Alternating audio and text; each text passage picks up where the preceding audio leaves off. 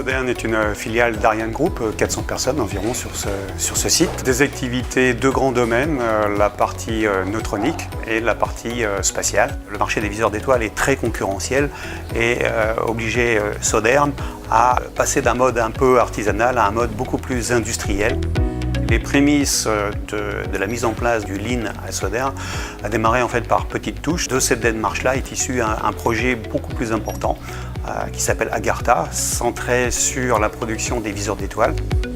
Quelques étapes essentielles du projet. Une première phase a consisté à faire un certain nombre d'interviews des opérateurs impliqués dans le process de production, de façon à mettre à plat ce process, comprendre les différentes étapes de production et les enchaînements. À partir de cette étape-là, on a pu construire une VSM que l'on voit ici, et donc de rechercher à éliminer les MUDA dans l'ensemble de la chaîne de production. La suite de cette étape VSM a été de mettre en place un certain nombre de groupes de travail qui ont permis de phosphorer sur les solutions qu'on pouvait amener. Pour ça, on a mis en place un tableau de suivi où on a pu piloter l'ensemble des actions qui étaient menées à court, moyen et long terme. On en a profité aussi pour regarder dans l'espace le flux de production, notamment au travers de diagrammes spaghetti. Ce qu'on a pu observer, c'est le regroupement réellement physique des opérations dans un espace très contraint. En termes de parcours, une tête optique dans le schéma initial parcourait plus d'1 kilomètre. Aujourd'hui, se résume à moins de 300 mètres.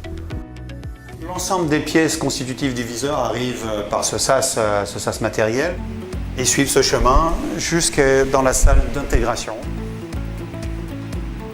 Le premier poste ici que vous voyez ici est un poste méthode industrielle.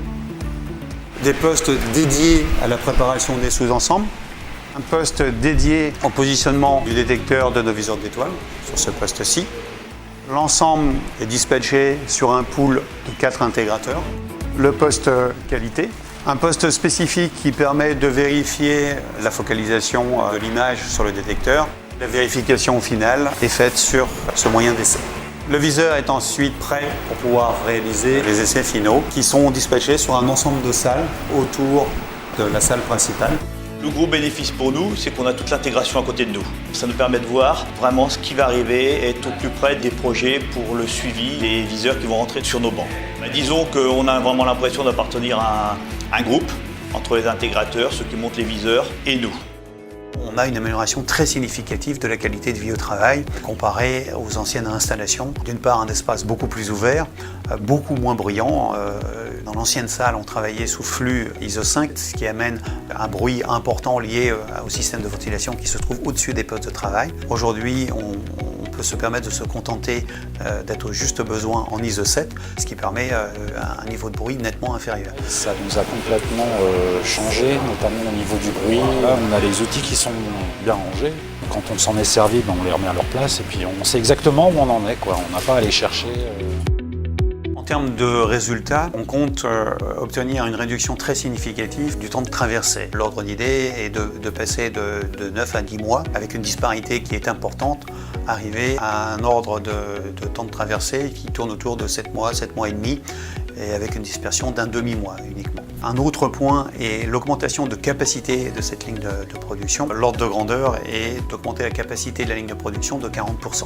L'un des points clés a été d'éviter d'avoir un certain nombre de boucles qui sortaient de la ligne de production. L'objectif est de rester dans une production en flux, donc en ligne. Un exemple très concret est la préparation des cols. On utilise aujourd'hui des cols directement préparés en tube. Le but était de diminuer le nombre d'étapes et de diminuer l'action humaine, les incertitudes sur ce processus. On passe d'un métier un peu d'orfèvrerie à un peu plus à des méthodes industrielles.